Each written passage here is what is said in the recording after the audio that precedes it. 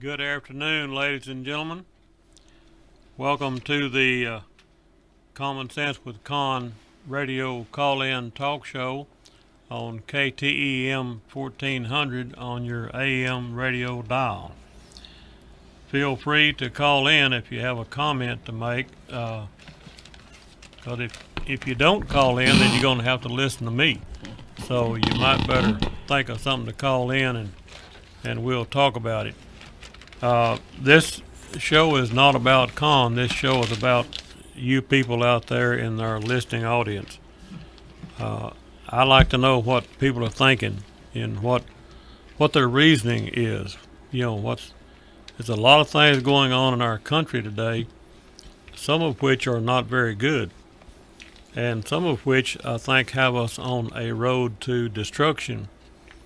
And I hate to see that continue, but it seems to be growing. So anyway, if y'all have any comments to make, well, the phone number to call in is 254-773-1400. That's 773-1400. Y'all feel free to call in.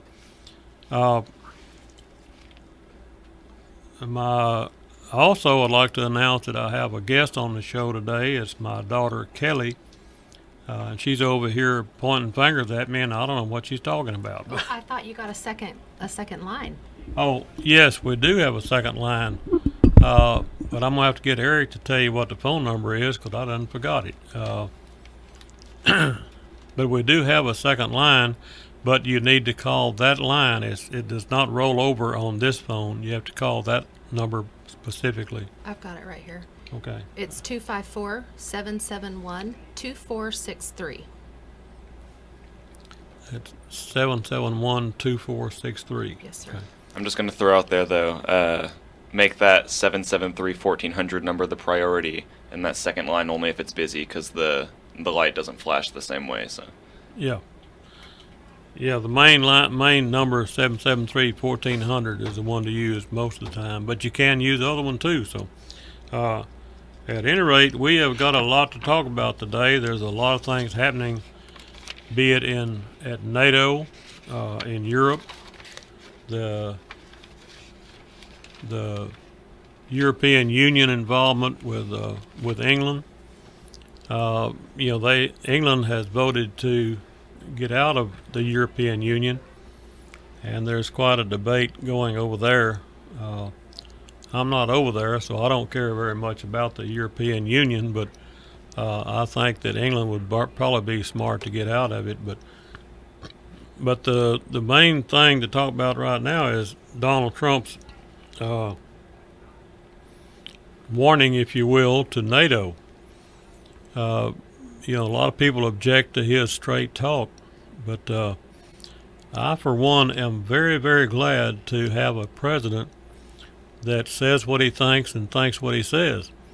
When Donald Trump says something, you don't have to worry about what he means. He says what he means. Now, compare that to some other presidents in the past that have been so mealy-mouthed. They just agree with everything. They're just super nice all the time, and everybody fell in love with them, but they don't mean anything. They didn't stand for anything. They, like in NATO, they just went along to get along. Well, Donald Trump woke up to the fact that we're paying 69% of the NATO budget. Well, what about the other countries that are receiving the protection of NATO? What are they paying? Some paying 1 or 2% of their GDP, and they're only paying 1 or 2% because we're paying the rest of it. The United Nations budget's the same way. We pay something like 1/3 of the United Nations budget. Well, do other countries have an obligation to help pay for that? Why is it that America has inherited the almost the total bill for keeping the peace around the world?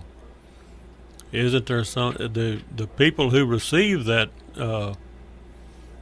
peace and that protection, don't they have some obligation to help pay for it? So, kind of an interesting story. Several years ago, my daughter and a friend and I went to Europe, And while in London, we had a very, I had a very vigorous conversation with a taxi driver. And we went during the time that President Bush was in office, and we, of course, had the war on terrorism going and in full force. And when this taxi driver, who, when he realized that we were American, he started to ask a lot of questions. And the feeling in Europe at that time was, I don't know that I would say anti-American, but it certainly was not American friendly. And this cab driver was trying really hard not to be ugly, but in a very passive-aggressive way, telling me that Americans needed to just mind their own business and stay out of other countries and so forth. And I said, you know, you're absolutely correct. I said, I think that we'll do that. As a matter of fact, I think that we'll go ahead and we'll just get out of the United Nations, and we'll take all of our money with us. And he was dumbfounded. And I'll never forget, he was stuttering. Well, you can't do that. You can't do that. And I said, why not? Why can't we do that? If your main argument is that we need to mind our own business, then we can certainly do that. But buddy, we're going to take all of our money with us. And he was dumbfounded. Now, at the end of the conversation, like I said, we had a very vigorous, very meaningful conversation. And at the end of the conversation, I gave him a huge tip, which I probably shouldn't have done.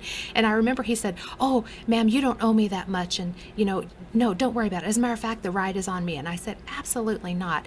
This was a great conversation. I think that you and I both learned a lot, and learned a lot about not only each other, but a lot about each other's countries, and I appreciated it. So, you know, please accept this tip on behalf of our good conversation.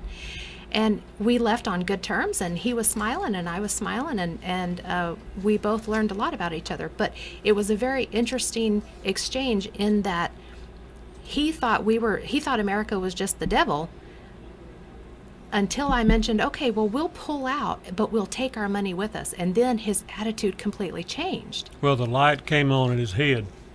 Exactly. And my question is, what obligation do we freedom-loving Americans have to do exactly what you took the opportunity to do right there in that situation? Now, how many people will that taxi cab driver talk to after you left? And how many people will they implant that same idea in their brain that, well, yeah, let's get America out of everything, but in other words, do they want to just keep our money and have us go away? Well, what was so interesting about that is I asked him if he knew anyone personally involved in the war on terror, and he said that his cousin was fighting at that time. And I said, what's his feeling on it? And he said, well, he really feels like we need to be there, and he really feels like it's a positive thing, and the people need us to come and help. And I said, okay, so why do you feel the way you do? And he couldn't answer that question. Well, it's like the demonstrators. We see it over and over and over again. You've got a whole crowd of demonstrators protesting Donald Trump. And then you ask them, well, what are you out here protesting? What's your problem? And their answer is, duh, they don't know. Yeah, I always find that very interesting whenever I'm engaged in any conversation. And unfortunately, I have a little bit of a I wouldn't say a loud mouth, I just have a little bit of a filter problem between my brain and my mouth. And very often am misunderstood as being... Yeah, did I announce that this was my daughter?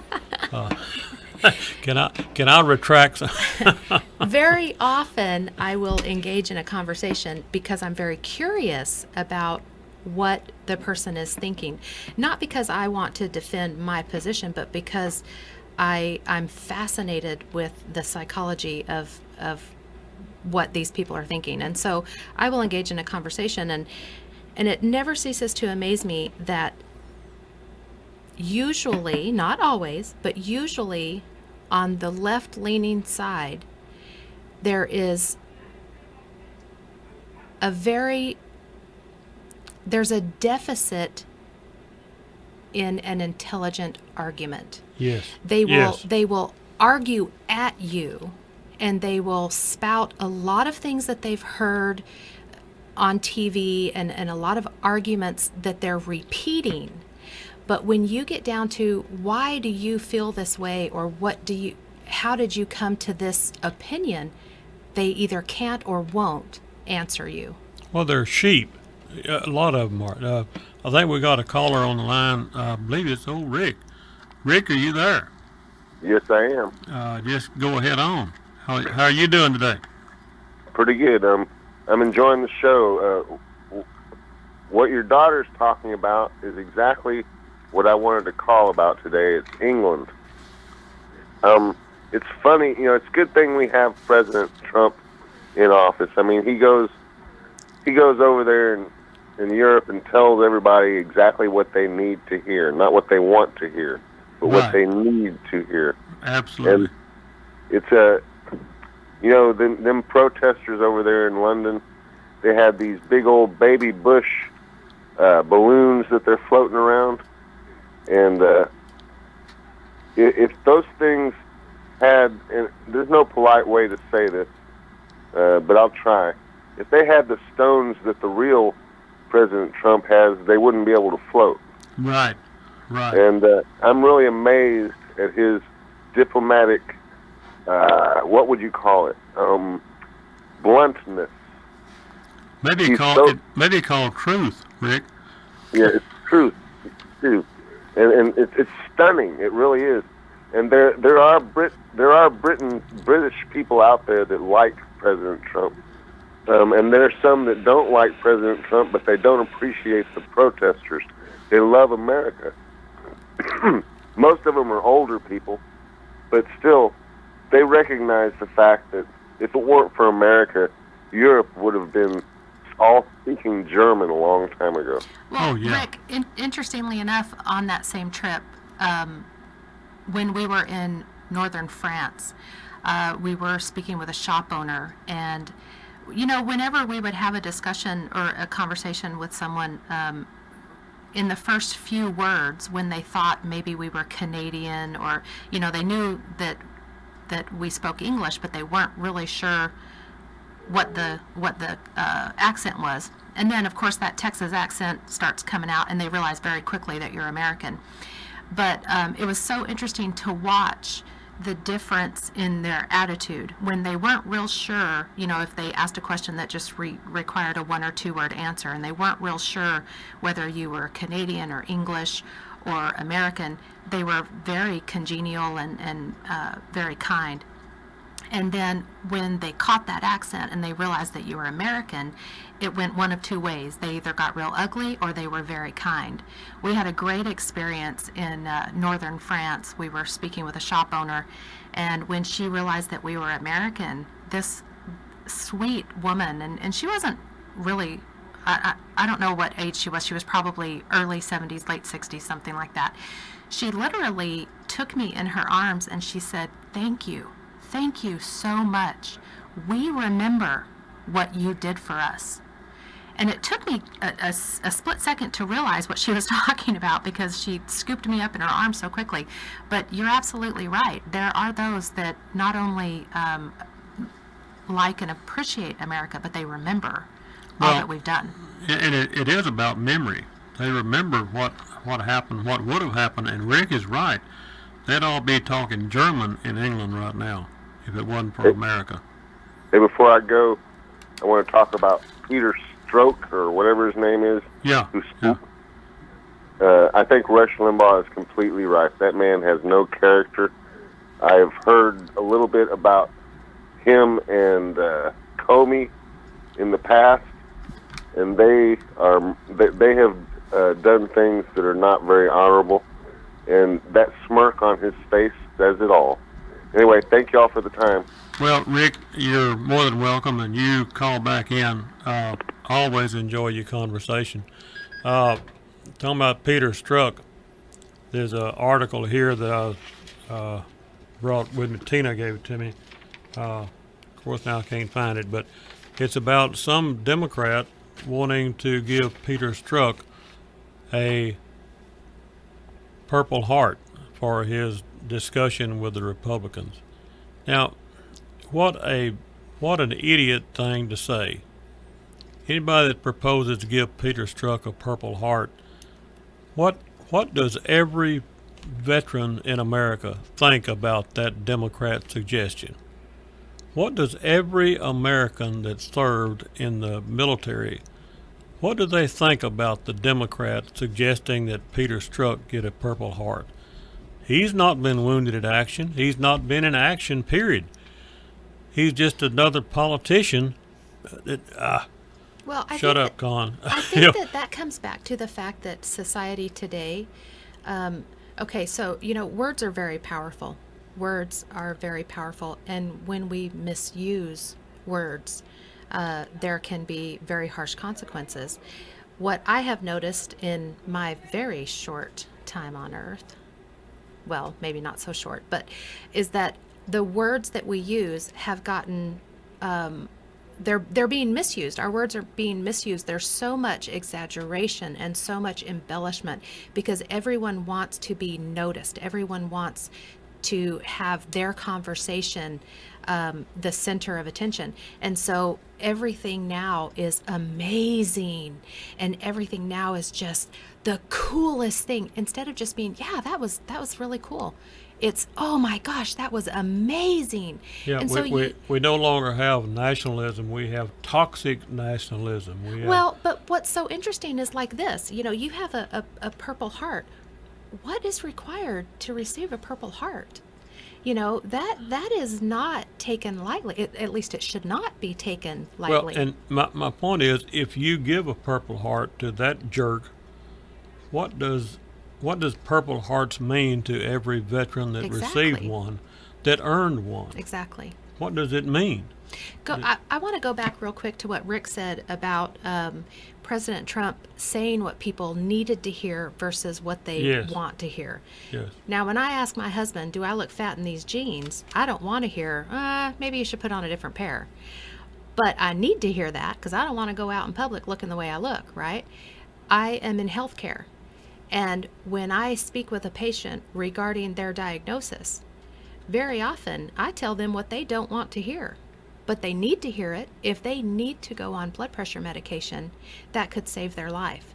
If they need to go on a medication that will lower their blood sugar, that could save their life. It may not be what they want to hear when I tell them that they need to cut down on the Dr. Pepper that they drink, or they need to get out and exercise. Let's not go too far with this. Right, but it's what they need to hear. And there's a huge difference. There's a huge wake in between what needs to be said and what is actually being said today, because everyone is so afraid of offending. So is Donald Trump the doctor of politics? Well, here's the problem with Donald Trump. Donald Trump has no couth. None. And I am not the world's greatest Donald Trump fan. I'll be the first to say that. I do think that he is doing what needs to be done, and I think that he is saying what needs to be said. However, the way he is saying it is a little fifth grader, and that I'm the first person to admit that. Well, and I think that's the biggest problem. It's not what he's doing and what he's saying, it's how he's saying it. Well, that's my biggest problem anyway. And the other thing is, I think that we now have a growing population that can't really understand simple truth. Right. They want to hear the university talk with a whole bunch of $10 words, and if he says something that is just simply true, they don't get the point. Well, I think truth is lost. I think that truth in general is lost in today's society. And what's one thing I've noticed is that truth, to a large degree, doesn't even matter anymore. Well, it doesn't. It's all about political correctness and right. diversity and those liberal terms. And we got a caller. Yes, caller, go ahead. Hey, how are y'all? Well, pretty good. How you doing? I'm doing well. I just wanted to comment that it's true that Trump says some things that are a little bit outlandish, but for me, that's really part of the reason I like him. I love the fact he's not a career politician, that everything he says hasn't been tested and retested and run through 14 or 15 people. That's a good point. Sometimes there are some ridiculous things, and sometimes there are some typos, but who cares?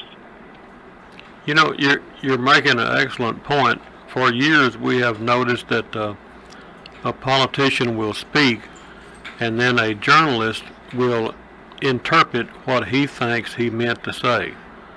Well, that's Right. not what he said. Hey, we don't need someone to interpret what he meant to say. Well, I don't think it. I think it comes down to the fact that it's not just what he says or how he says it, but the language that you use in the office of the president requires a certain level, and very often I feel like he doesn't reach that level. Like I said, I am a supporter of Trump. I am definitely pleased with a lot of the things that he's doing and a lot of the things that he is saying. I'm just not really a big fan of the way he says them. But there are things that need to be said, absolutely. And keep in mind now that Donald Trump comes from a rough and tumble business world. You know, I keep making the point that I live in a different world than college professors live in. I live out here in the real world, where we make deals and we buy and sell things and we get in places where it's pretty dangerous sometimes. We don't live in the same world that the average college professor lives in. We don't live in the same world that the average politician lives in. They stay in an office most of their life. In some cases, all of their life has been spent in an office somewhere. Well, that's different to people like us that live out here in the real world, where you're out with some cows that might run over you and hurt you, or you're in the wrong place where some man might get mad at you and hurt you. That's a different world than what these politicians and college professors live in. So I understand Donald Trump better than some people would, because I think to a degree at least, he lives in the same world that I live in. Well, and I think that that's the draw for, mainstream America, the everyday working Joe, is that he is very real, he is very down to earth, and he speaks very commonly. Yeah, and I guess a lot of people don't like that, but go ahead. Well, and that is really what America was built on. That the politics of America were built on somebody who is part of the real world, seeing a problem and stepping up and serving, and using that real world experience to fix the problem. The issue with career politicians is their focus is their personal career advancement. It is not fixing the problem. Well, Right. and very And often so politicians Donald are Trump- so far removed. Exactly. And so Donald Trump maybe doesn't have the training or the etiquette that we are so used to, but that's good because our system is broken because that's what we're used to. That's not how it was set up. That's not how it should be. And that is all I want to say, so I'll get off the line so y'all can get another caller. Well, you made some good points, and you're absolutely right. If something is broken, if you come into the ER and you got a broken bone, you don't apply a Band-Aid to it. You have to do something to fix that broken bone. Well, we're seeing things broken in this country, and Barack Obama, the rest of them, tried to apply a Band-Aid to the problem in Iraq or Iran or wherever it might be. Donald Trump wants to fix the broken bone, and it's going to require more than a Band-Aid approach. And I think that's what gets him in trouble is so many politicians, they want to apply a Band-Aid to it. They don't want to fix the problem. And I think we have a break to go to pay a few bills around here. We'll be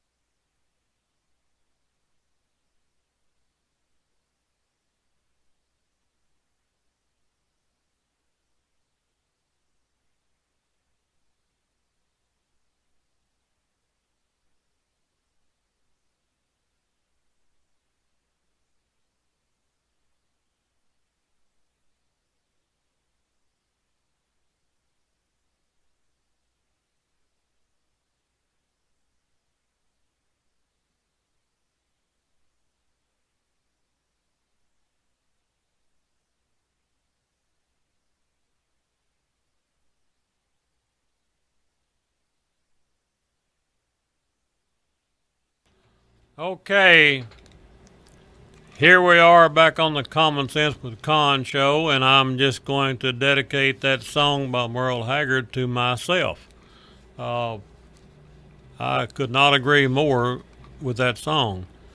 If you live here in this country and you partake of all the freedoms and the liberties and the opportunities that are here, and you're cussing America, uh, I'm like that song. You're walking on the fighting side of me. I don't like it, and I ain't gonna like it. And I agree with him wholeheartedly. If you want to cuss this country, there's an airplane leaves here every day. Get on that dadgum thing and get out of here. If you hate America, leave. It's pretty simple. But we've got a lot of little white crosses around the world where people gave everything uh, to defend this country. And you're cussing America? Yeah, you're walking on the fighting side of me. You better believe it. And here is Vicky on the phone, and I think she's kind of like I am. I think we'd be walking on the fighting side of Vicky if we go to cussing this country. You got that 100% right, Con. But listen, I wanted to bring up a point, an observation I made about Mr. Trump, President Trump, Yes, the ma'am. great one. Uh-huh. He doesn't throw the first punch. And my daddy told me, never throw the first punch, but you finish it. And what he's doing is finishing the fight verbally because he may be crude. I mean, I'll call a jackass. That's what he does.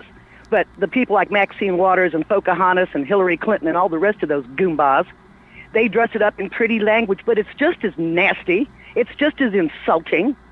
But because they dress it up pretty, it's okay. I like the fact that Mr. Trump goes directly to the core of things, calls a spade, and says, if you want some more of this, come on. Well, I agree, Vicky. It reminds me of that movie, A Few Good Men, when they ask the guy on the witness stand, tell the truth. He said, you can't handle the damn truth.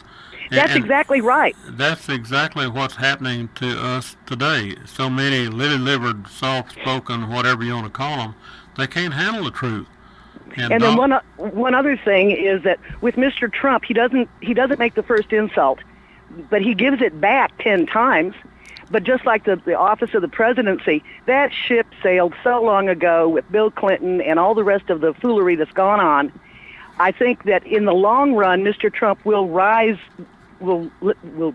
bring the presidency back up to the place it needed to be. It's just going to be a long, dirty road because he's got to go through that slump.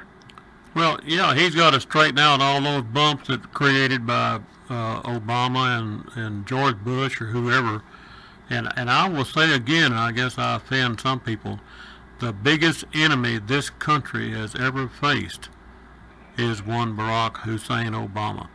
Oh, absolutely. And Con, I wanted to tell you a quick story about what happened to me at the grocery store a day or two ago. Uh-oh. I have a T-shirt, in fact, I wore at our first meeting with the American flag. Huh? And I had a young woman, we won't discuss race, who said, well, you must be a racist if you believe that much in America. And my poor husband, I could see the look on his face saying, everybody get back, everybody get back. and I turned around and looked at her and I said, have you been ignorant all your life or is it something you just recently acquired? She didn't know what to say, and I said, ma'am, I'm going to tell you something. I come from a long line of veterans, and you are fixing to walk real bad into thin ice, because if this T-shirt makes me a racist, sign me up. Yeah, absolutely.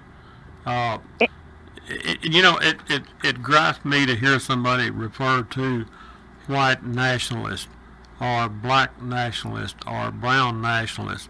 Well, does that mean that if you love America, you're a nationalist?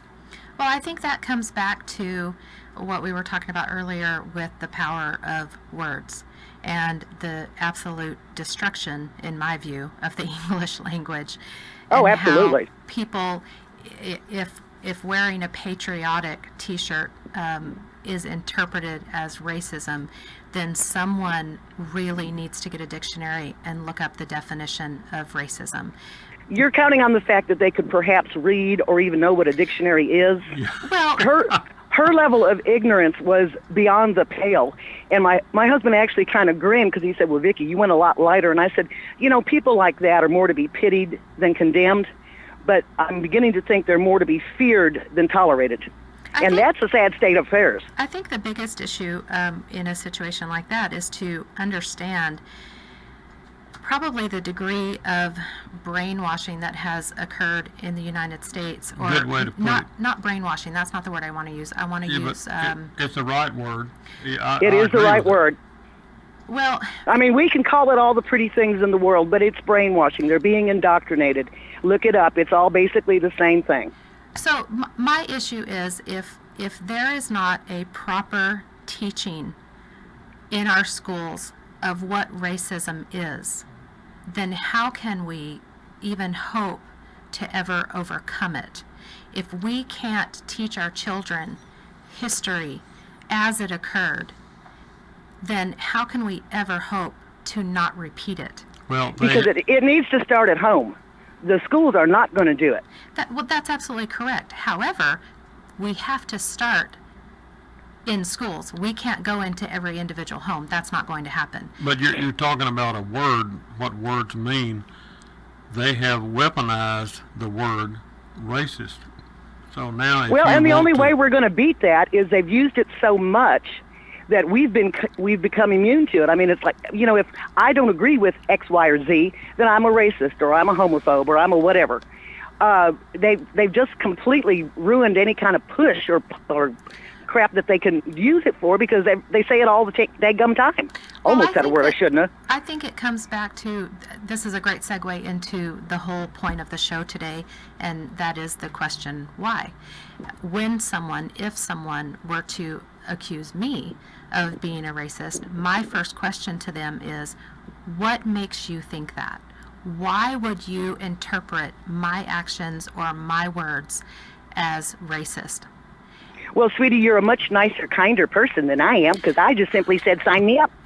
Yeah, well, I'm a little bit on your side, Vicki. I get kind of short-tempered with folks like that, but like that woman that objected to your T-shirt with a flag on it, would she have objected to the T-shirt if it had the F word "you" on it? Well, not a bit. But here's the other side of that, is that you have to realize that when you're in a situation that does nothing but escalate, it doesn't do anyone any good. Right. And I'm not saying that what you said was wrong. I personally would not have handled it that way, but that works for you. In my opinion, asking the question, why would you interpret my T-shirt as being racist, does two things. Number one, it demands that she explain a very, very insulting charge. And number two, it makes her think about and have to articulate why she made that charge. And I would agree with you if I thought for 10 seconds that young woman would have paid a bit of attention to me, but she was looking for a fight. She wanted the attention. And you gave it to her. And, no, I did not, because she shut up and left me alone. And, sweetie, I got to admit, I'm a 65-year-old crotchety old woman, and I've gotten that way because my tolerance for stupid and ignorance is zero. Yeah. So when it boils down to is, now we have young millennial friends, and they'll come up and they're looking, you know, because they know they can get a rise out of me, so to speak. And I have had those conversations, and I have said, are you thinking that, or did you join the sheeple movement? And that gets their attention. When I think it's worth it and I think they're open, I agree with you. I will conduct a conversation. But people like that come up to a completely strange person that they don't know and start that, she's not interested in any kind of discussion. She's interested in a storm. Let me inject here, Vicki, that my daughter is pretty mild-mannered in lots of ways, and she gets that from me. Oh, yeah, you bet. Anyway, sweetie, I'm not putting you down, sweetie. I'm just saying that when you get to be our age, when you get to be me and Conn's age, you'll probably have a little bit shorter fuse when it comes to ignorance. Yeah. But anyway, you're doing a great job, sweetie. Con, as always, I love talking to you. Tell Inky hi, and I'll get off the phone in a relatively short time to let somebody else talk. Thank you, Vicki. We got to go to a break, folks. Y'all hang in there. We'll be right back.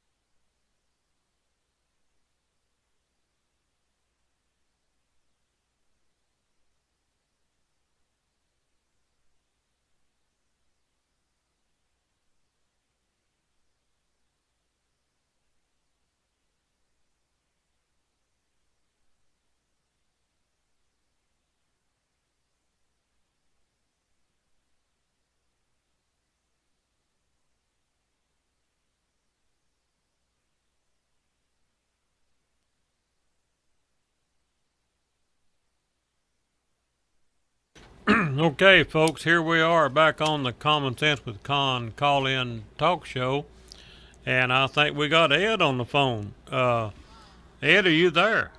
Hello, Mr. Conn and Kelly. And let me just say that Kelly's grown up to be a very intelligent, well-spoken woman. Congratulations to you and to Inky. And to Kelly. Who would ever thunk it, huh? Well, my daughter has taught me very well. She's been on the show with Conn before. Yeah, that's Kelly is Kobe's mother. You've heard Kobe on here before. At any rate, Ed, how's everything up in the North Country? Well, it's really hot. It's in the 90s. Oh, please keep that to yourself. We're in the hundreds. we would love some low 90s. Oh boy. Well, I wanted to speak about our president. I personally like the way he speaks to people, and I think he gives them a message, in perhaps an ultimatum type of fashion. I think when he speaks to people, they understand that he'll say something. He starts out complimenting a lot of people. He complimented the North Korean president after he called him Rocket Man. He walked and had his meeting with him. He turned around and spoke well of him. And I think that shows that he can be congenial and nice to people, but he will also speak in a language that lets them know that he means what he says. And I heard two versions of his meeting with May, and one of them was that he was very emphatic with her about the Brexit, dragging the feet on the Brexit issue. And then I also seen on the news clips him telling her that it's her decision, you do what you want. And but I think that even in that, there was a message that you better get to step in here. Well, I agree with both of those. I think that, and going back to what Rick said, he is definitely very good at saying what needs to be said. And that's where I've gotten in the most trouble in my life, is I very often say what needs to be said rather than letting it go from my brain through the filter of how to say it in the most constructive manner. And I think that's my big argument. Like I said, don't argue with most of what he says. It's just the way he says it. And that does speak to many people. It speaks to a lot of people. Well, but Kelly's point is a good one, and Rick's point was also, and that is that if you're talking to a doctor and he tells you got a broke leg, you need to know that you got a broke leg. If you've got cancer, you need to know that you got cancer. You can't be nice about that. And Donald Trump is saying what needs to be said. I think the point. My point is, say what you mean what you say, and back it up. Yeah. You know, one thing that absolutely gets on my last nerve, is when you see a political figure make a statement, and then somebody complains about it, and within the next couple of days, he's up there apologizing. If you meant that, then don't apologize for it. If you didn't mean it, then you should have never said it. So which is it? Do you believe what you said, or are you just apologizing because somebody complained about it? That's my biggest issue. So what do you stand for? Exactly. Do you stand for something, or are you falling for anything? Ed, they tell me that I have got to go to some ads on here to try to pay a few bills. You might have to call in after a while or something. I think we're right up against the time. Thank you for calling. But thank you for calling in, as always. And I guess we're going to see you in a few days. Yep, about a week or so. Yeah, and you're going to be a future guest on this show, so everybody better get ready for that. Uh-oh. Okay, Ed, we thank you, and you be careful up there. Well, you all have a good day. Thank you. Thank you. I need to mention a few good folks here, one of them being Extreme Hydraulics. Extreme Hose and Hydraulics. He builds hydraulic hoses. I've been using him for a few years now, and I walk in there with a worn out hydraulic hose, and I mean, he will make me a new one quick, fast, and in a hurry. I can stand there and wait while he gets it done and hands it back to me. He is out there at 5300 South General Bruce Drive in Temple.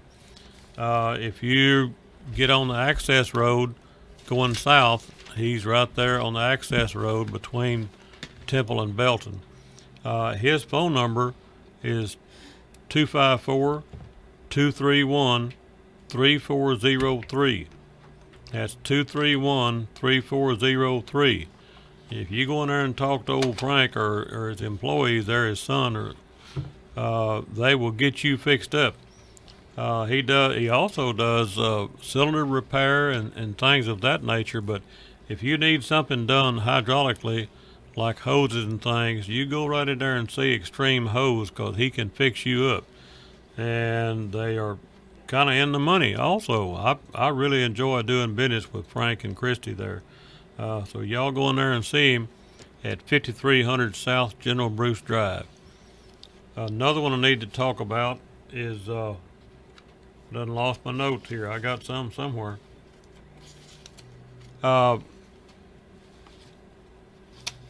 I hate talking about it back to back, but Alpha Hydraulics in Spiegelville, Texas. His address is 8468 North Highway 6 in Waco. That's actually in Spiegelville. Alpha does hydraulic repair, and I got to get off of here because Eric is giving me the high sign. I'll talk about Alpha when I get back.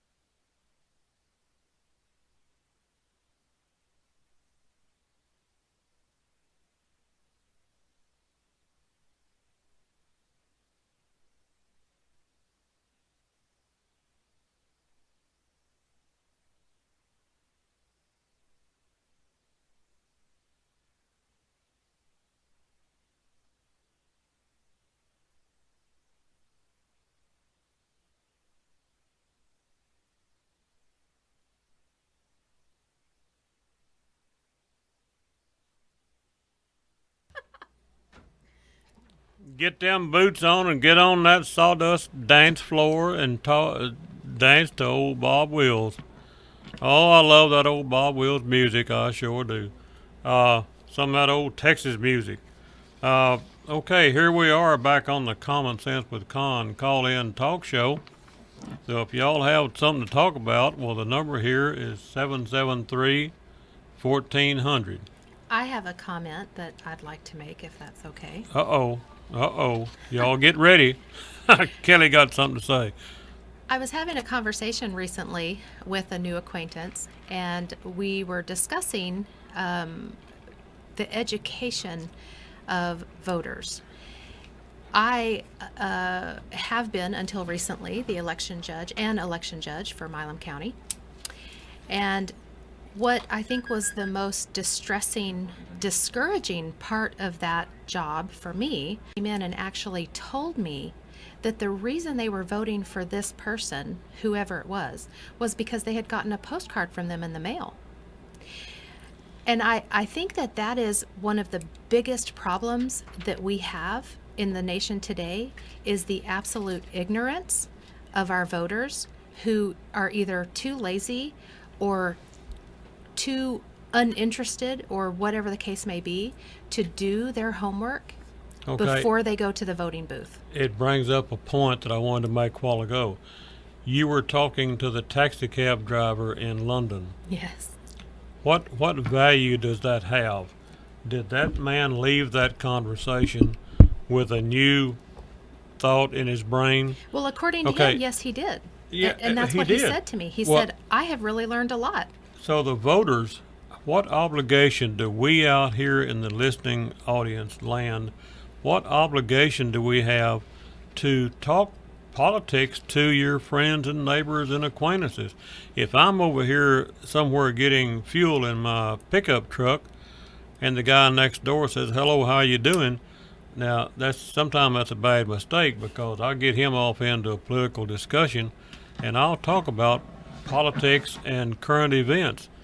We need to talk about them. We need to accept the responsibility of the knowledge that we have about political issues and spread the word, folks. I absolutely agree with that, and it does not. It has nothing to do with trying to sway at least for me, it has nothing to do with trying to sway someone's opinion over to my side.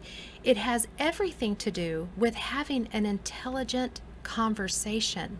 Exactly. Just having an intelligent conversation and learning. Like I said earlier, I'm very interested in the psychology of what people think and why they think it and how they got to where they are in their life, that is their opinion.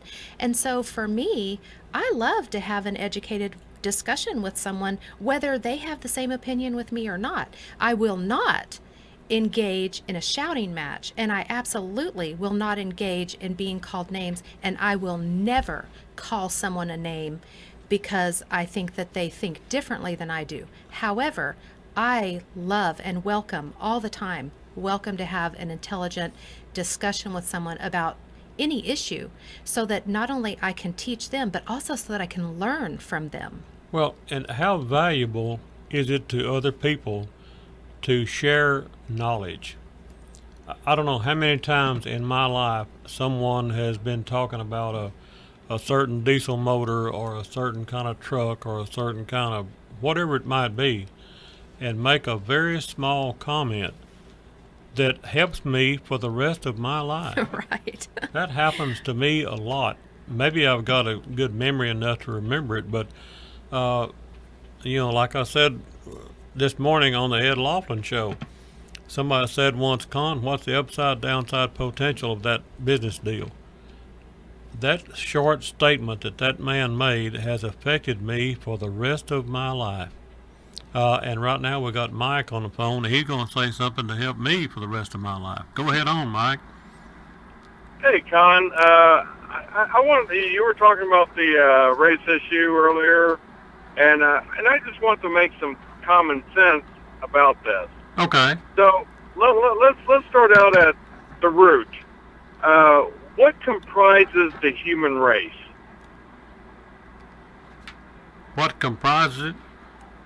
Human beings. Exactly. Okay, so human is a race. Yeah. Now here's where the problem has become in society. Okay, we have definitely said that human is a race. Everything else is an ethnicity. Therefore, racism only exists if you hate human beings. We are convoluting bigotry with racism, and it's asinine because it is not in proper context. We've created a monster that shouldn't exist. I feel like that's being pedantic to the point of minimizing the issue. Like, why argue over whether racism is the right, like, the word racism is the right way to describe what people mean it as?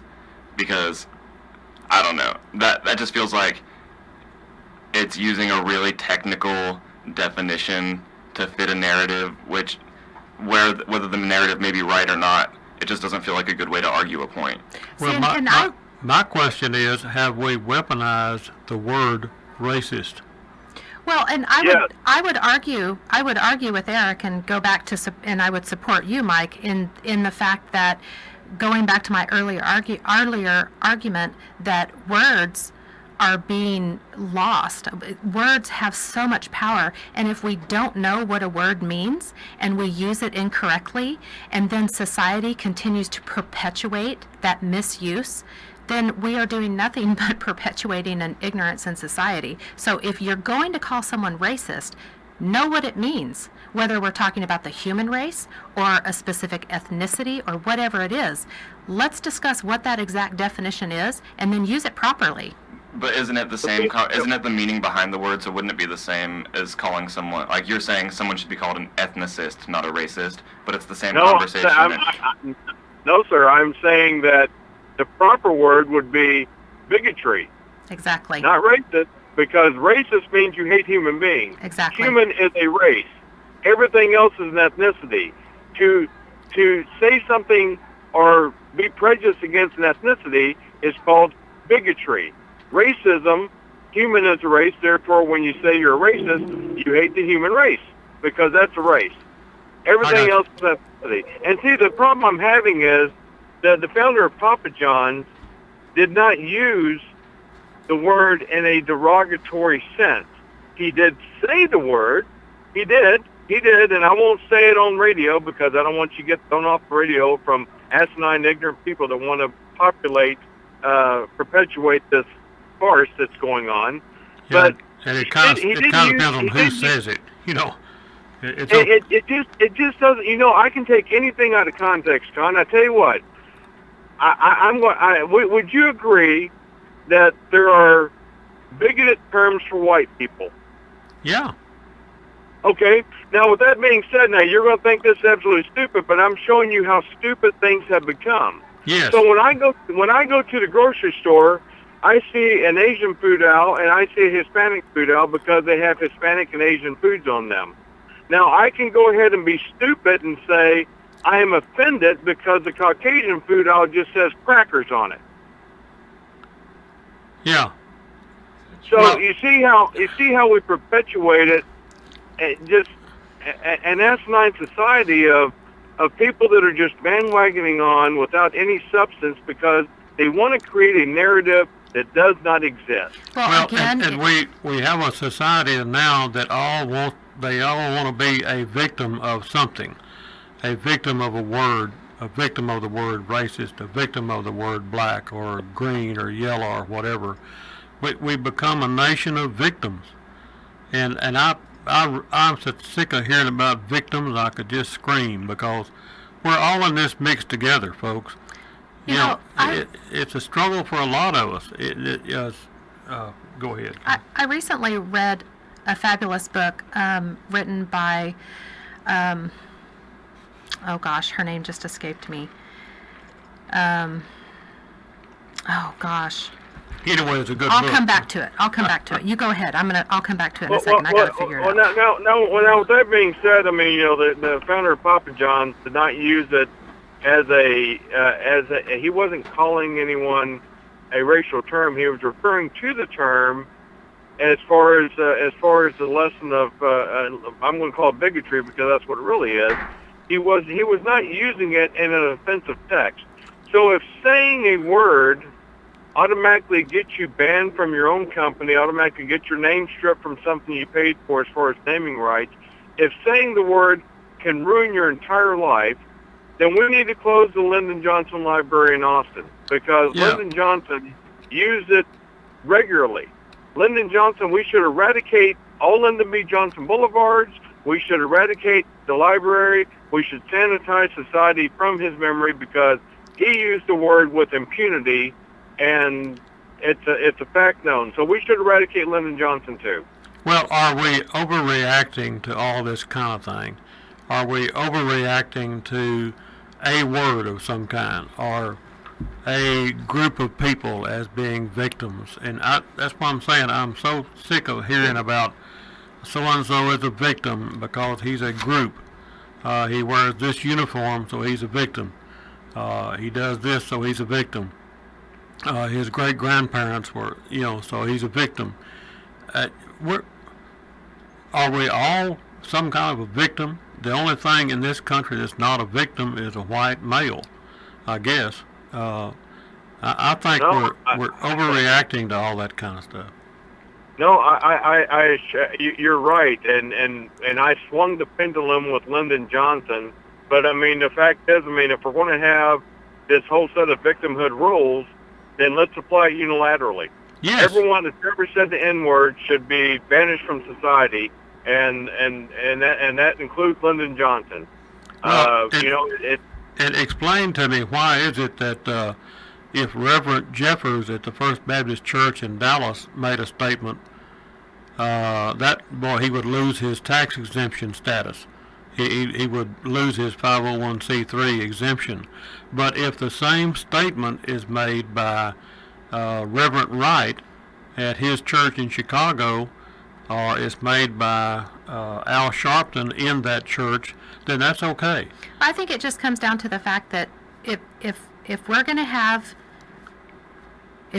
to continue to allow words to have the power that they have, then that needs to be consistent across the board. So if any kind of word or phrase is offensive, then it should be offensive to everyone. Well, and that's my point. And that's, across the board. It's not okay for someone to be able to say something regardless of what ethnicity you are, and someone else not to be able to say that. And if that's the case, then gosh, forget about it and move on. It's true of words. It's also true of crimes. Why is it Hillary Clinton can do something and it's okay, but Joe Smuckbinder can do it and he goes to jail? We have this two-tier system, whether it's the word racism or the N-word or the whatever kind of word it might be. It's horrible for one person to do it, and it's okay for another person to do it. How's that? Here's the other thing, Conn. Our problem, and I'm going to use proper context. Our problem is not that we need to have a conversation about bigotry. Our problem is that the media, and I apologize because you're part of the media, but the media is propagating it by having the conversation on a one-sided scale about bigotry. So the problem is not that we need to have a conversation. The problem is that we are having a conversation, yes. and it's creating this monster that just doesn't exist. When's the last time you walked downtown Temple and saw a lynching? I haven't seen one in my lifetime. The fact is, the bigotry that's being blown up in the media, like the Papa John thing and everything else, it's the fact that we had the conversation that is convoluting it and blowing it up to something that does not exist. And the more we are creating animosity. And the more we talk about it, especially on the news media, the bigger it gets.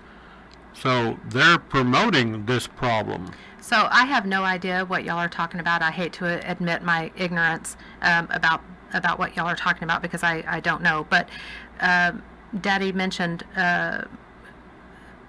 being a victim, and it brought to mind a book that I read recently. It was written by Elizabeth Smart, I'm sure that that name probably rings a bell for most listeners, but I'll refresh your memory. She was the young 14-year-old girl that was abducted from her home in the canyons of Utah and kept in captivity for, I believe it was about 18 months, by a madman and his mad wife. And she wrote a book recently titled Where's the Hope? And my daughter got it for me, and I told her when she got it for me, I said, I can't read that. I'm telling you right now, I can't read that. And she said, no, Mom, it's not about her experience. It's about finding hope through her experience. And I said, okay, I'll read it. So on the back cover of this book is a quote by Diane von Furstenberg. And I so appreciated it. And, you know, Dad was talking earlier about how sometimes you can hear a phrase that will stick with you for the rest of your life. And I believe that this one will stick with me for the rest of my life. The quote is, there are two types of survivors, the ones who do not die and the ones who live. There will be those who will always remember and be the victim, and ones who just won't. You have to go on, you have to learn, and you have to heal. And I think that that is the biggest problem that we have in our nation today.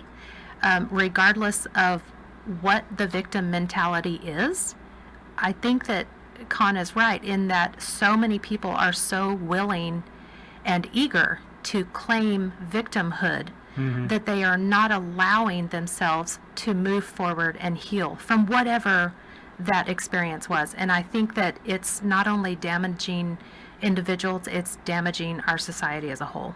Well, and see, I'm kind of like Donald Trump. I say what I think what I say. What I want to say to all those victims is, shut up and get over it. Now, easy. Well, I think you may appreciate this. I encounter, just like you do, a lot of people who claim victim status, and I had a conversation with a young man who was talking about his plight and about all the troubles and all the obstacles he's having in his life, you know, all the excuses you typically get. And I asked him, I said, would you mind walking 15 feet that way and walk back? And he looked at me like I was crazy, and I said, do it. And he did. He walked 15 feet and walked right back to me, and I said, how on earth did you do that without crutches? He said, because I don't need crutches. I said, then how come you're using them in life to hold you down? Exactly. And I've told the story before. When I was very young, I cussed a lot. Not vulgar, but just cuss words. And Bob Sinclair with the Game and Fish Commission back in those days, he said, Conn, do you know what the definition of a cuss word is? I said, no. He said, it's a crutch for a damn poor vocabulary. And I will never forget him saying that. And today, you listen to someone carrying on a conversation, and in every sentence, he's got the F word. Why? Interesting. Why is that? I also had a very interesting experience with a physician that I used to work with, and he often said, cursing is an ignorant man's way to fill a sentence. And I have had people that I've taken care of in my healthcare profession that would swear incessantly. And I remember one particular instance, and I told this person, that is not acceptable. You need to stop that. And this person's family member, who was much, much older than they were, followed me out into the hall and said, oh, I'm so sorry, you know, that's just how people talk these days. And I said, no, ma'am, it is not. That person speaks that way because you allow him to speak that way to you. Absolutely. Nobody called him. See, it's... Well, and incidentally, I think it's interesting because I've never heard you, I don't think I can even recall ever hearing you say a curse word. When I was growing up, if I said the word "but," I got in trouble. So it's fascinating to hear you relate that story, and now it gives me a much better understanding of why I got in trouble for saying "but." See, now I got to watch what I say. See. Well, Conn, I do appreciate you letting me have the conversation with you. We've actually had a conversation previous. When we're talking about the green energy cars. Right. And you also most recently you didn't know it, but that U.S. veteran named Joe that you had on your show, Right, right. That's my brother. Oh, well, he's a good man and he's doing good work. And as you know, Mike, I have said to him, and if he's listening, I'll say it again. If we can help you in that work you're doing, you got this phone number, you call us. Uh, and I mean that in every way. Right now, Mike, the man is telling me that I have got to go try to pay a few bills. Mike, don't lose the phone number. Call back in. I will, and I'll end with the most offensive thing people find in public forums nowadays. You have a good day. God bless America. May God bless you and your show and your family. Thank you. Thank you very much. Okay, we'll be right back, y'all. Hang in there.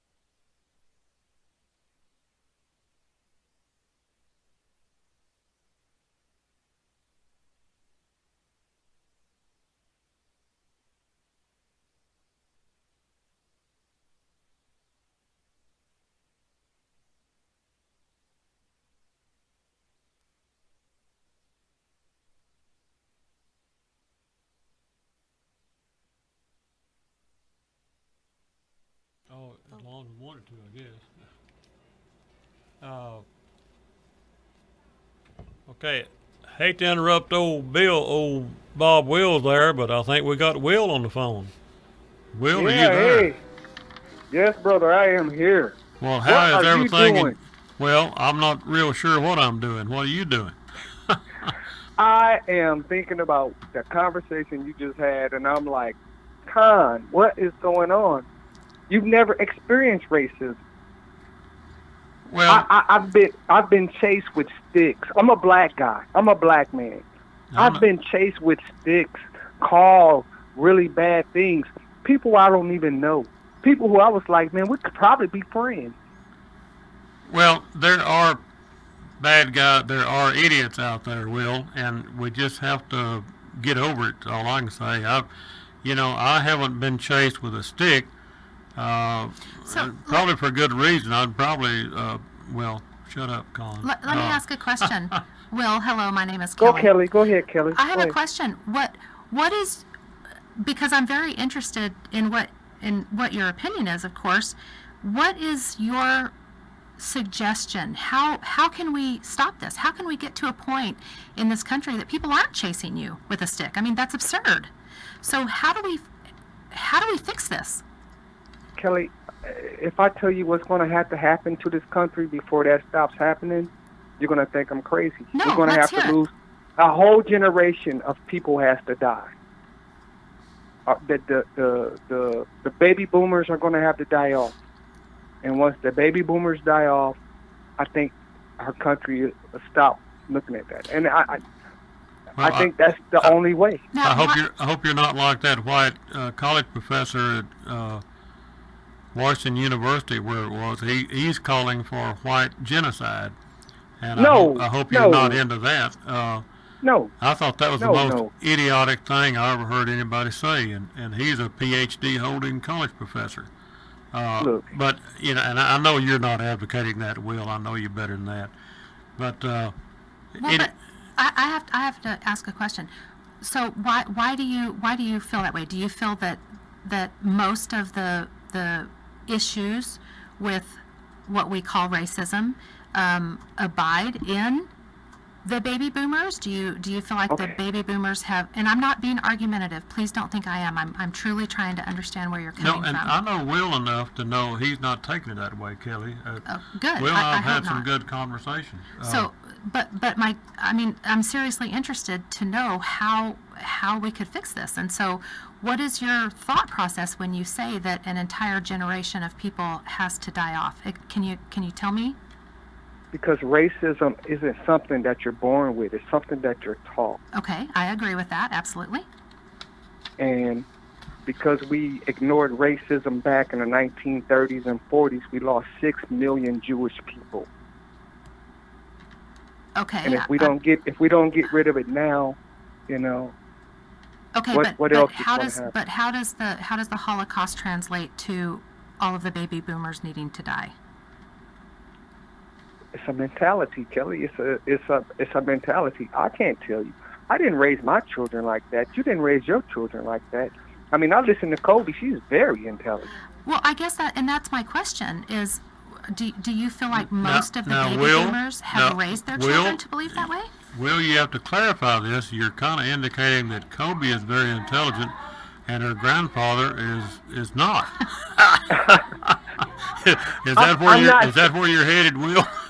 No, Conn, I know you're stuck in your ways. You're a good old boy. And me and you, we're going to get along just fine. It's like I said, if I see you broken down and I see your hood up on your truck, I'm coming. I'm saying, man, you need to use the cell phone. Is everything okay? You need a ride? What you need? You need some gas? I know That's you would. me. But people, we got to teach people to be like that, man. I think the conversation I heard you guys having just did not sound like we can make this a better place. It was like it is what it is. So can you help me understand though? I'm just hung up on your comment about the entire baby boomer generation because I'm stuck on that. Okay, So, it's the generation of We won the war. We're better than everybody, and everybody has a place. If you're brown, black, or yellow, your place ain't as high as a white person. It's called white privilege. I take absolute exception to that term, but so. Well, you know why I take exception to it? Have you ever heard of affirmative action? If you've got 20 men working on a job, one of them is white, not doing his job, you can fire him. It's okay. If one is black and you fire him, you may wind up in federal court. So, we've taken that to the ridiculous, bitter end, Will. And no, Conn, no. You need affirmative action. Why? we might have needed it sometime, but we don't. It's over now. We don't need it now. No. Here's my suggestion. I saw an interview the other day when President Trump announced that he was going to ask that the affirmative action be removed from the college entrance, college admittance process. How do you feel about that? That's not good. Okay, can you explain to me why? Because I don't think the schools down here in Killeen are as good as the schools up there in Temple. Okay, I have a suggestion. My suggestion is that we take the names and the identifying information off of all application processes. Okay? So that every application that is admitted to any process, whether it's an educational process or a job process, it doesn't matter. They're given an identification number when they register, and that's it. So no race. Exactly. Well, not only no race, no name, no address, no nothing. You get a number, and that's it. And so the person reading over your application, your references, your accomplishments, sees nothing but a number. It's a blank number. It means nothing Kelly, to them. And the only thing, wait a second. Awesome. And the only Awesome thing idea. that they can judge you by are your accomplishments. What is wrong with an admittance process like that? It's never going to happen because... Why? Because it completely removes race. That is the Yeah, but definition of everything eliminating racism. Everything will be even.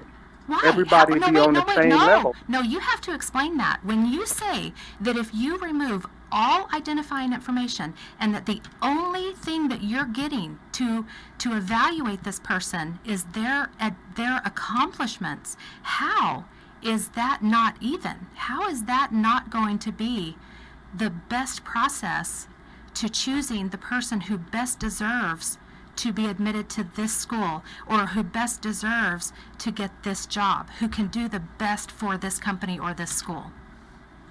Look, I've went to job interviews, and I've been told I've been underexperienced. I've been told that I'm overexperienced.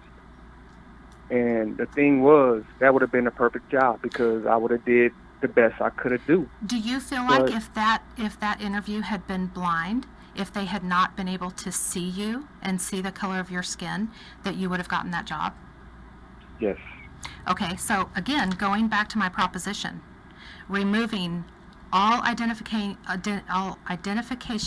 so that it is a blind interview, so that it is a blind process, so that you see no color, you see no name, you see no address. Only qualification. Class means nothing. Race means nothing. Ethnicity, nothing. The only thing that this interview process consists of is a blind telephone call or paperwork on your desk where you're looking at all this information and you're seeing all that this person has accomplished. Kelly, you are a breath of fresh air to this show because you make sense. Look at But Will. you know, you're supposed to be the man with common sense, yeah. But Conn sometimes he just let those people talk, and I be like, Conn, you can't let people say that. Well, but going back to your comment, because I really feel like, as I've stated before, that words have power. Words have a lot of power, and so let's talk about that. if I'm we going to take, tell you. go Let me ahead. say one thing, Kelly, before I get off, because Yes. I know you guys probably want to talk to some more people. You have to be careful with what you say, because if you Absolutely. say some things, you might take their dream, and if you take their dream, that might be the only thing they got. So Okay. you have to be careful with what you say. Absolutely. Well, but hold the phone, Just as Will. you have to be careful with saying that you believe that an entire generation of people have to die off before racism ends. You asked me my opinion. I know, absolutely. And you're entitled to that opinion, Will. That's why our show is a little bit different. You have your right to your opinion, and I will honor your right to say that. Just like I hope you will honor my right to say what I think.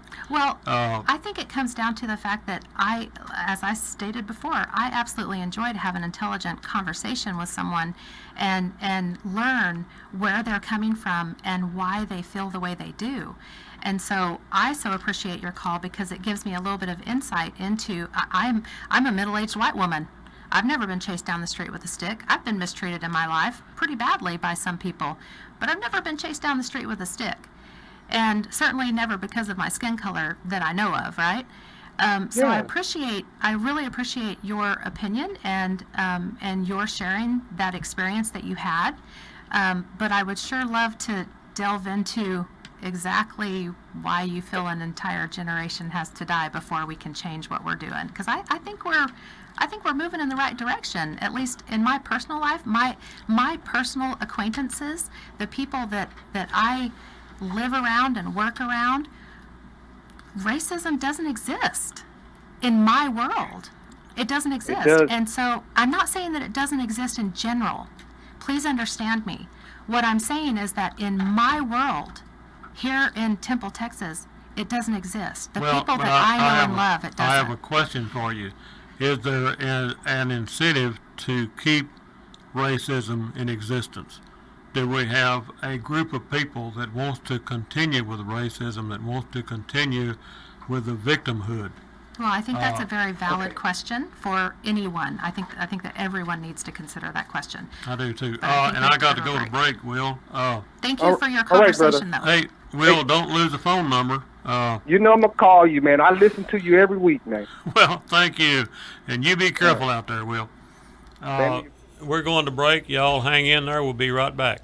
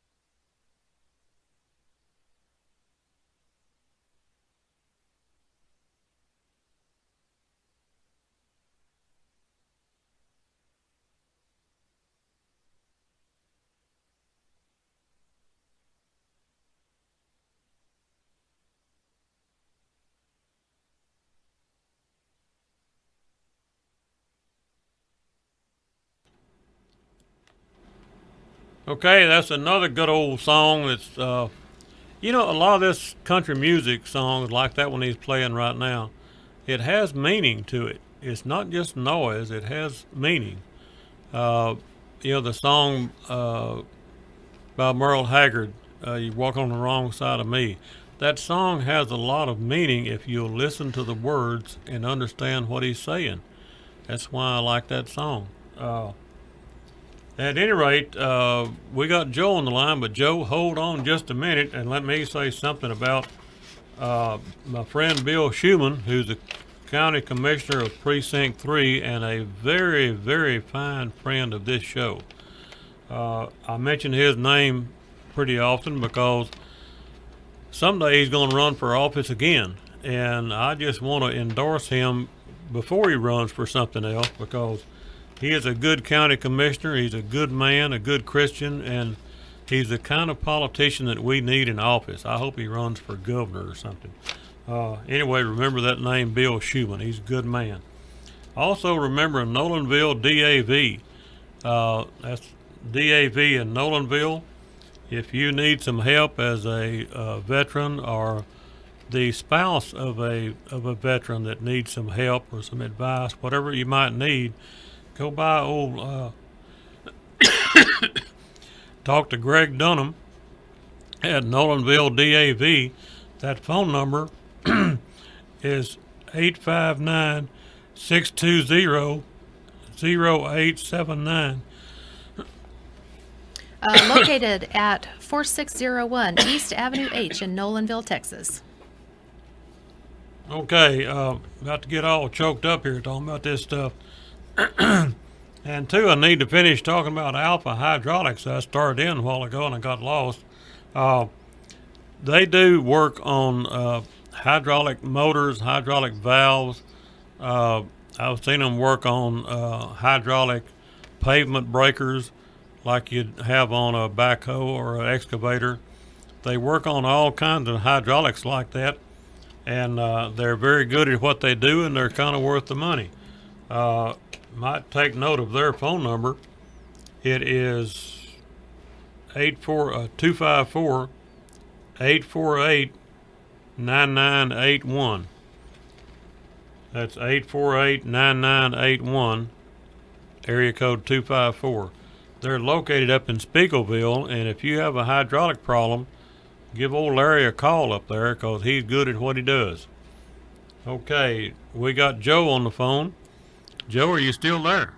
Yes, sir, Conn, I am, and thank you for taking my call. You're more than welcome. Appreciate, I once again, everything that you're doing and saying, and I just want to make one comment before I get into the veterans thing, which is coming along wonderfully. President Trump and President Reagan had one thing in common. They didn't tell people what they wanted to hear. They told people the way it is. Absolutely. And that's the difference in 8 years of Obama. He told everybody what they wanted to hear, but not actually the way it was.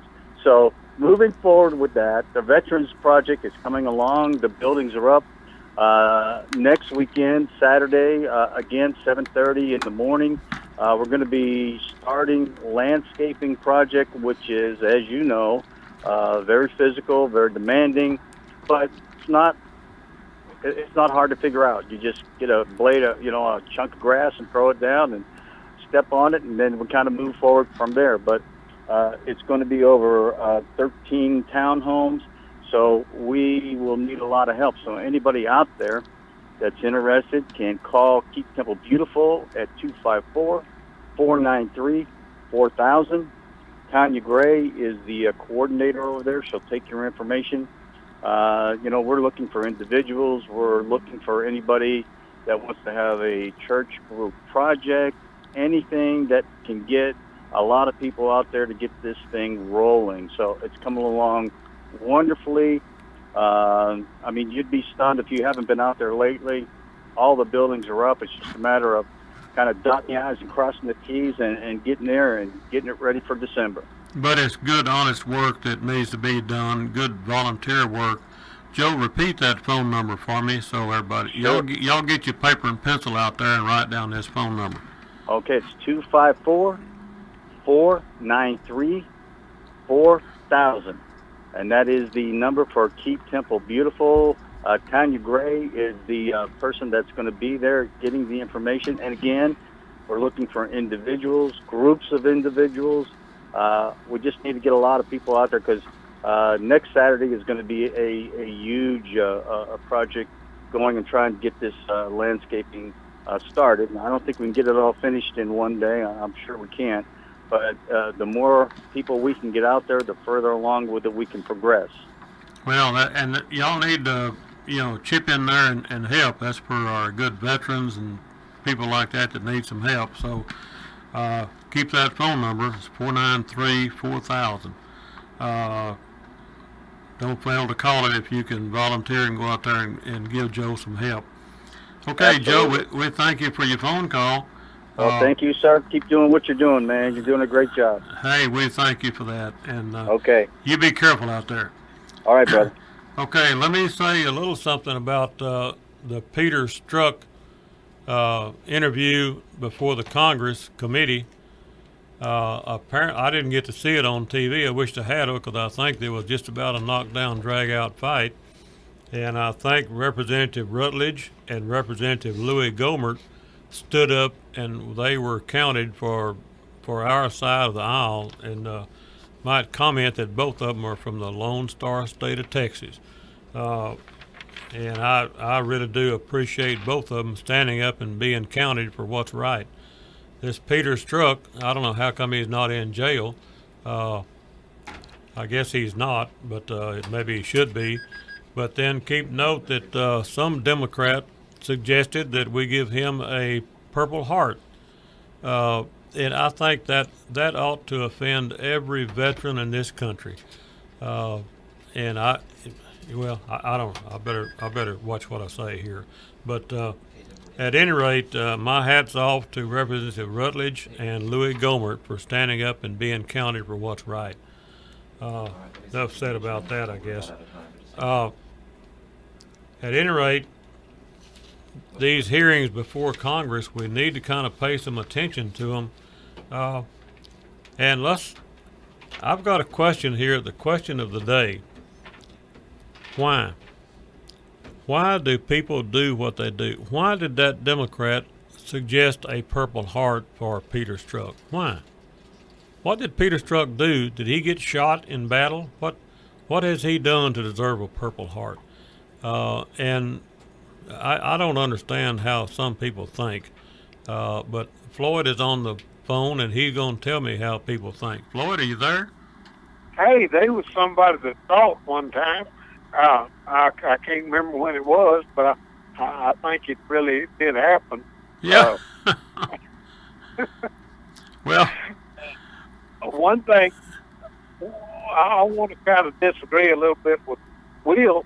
I never would have thought I'd ever disagree with him, but I disagree with him about how the world has changed racially.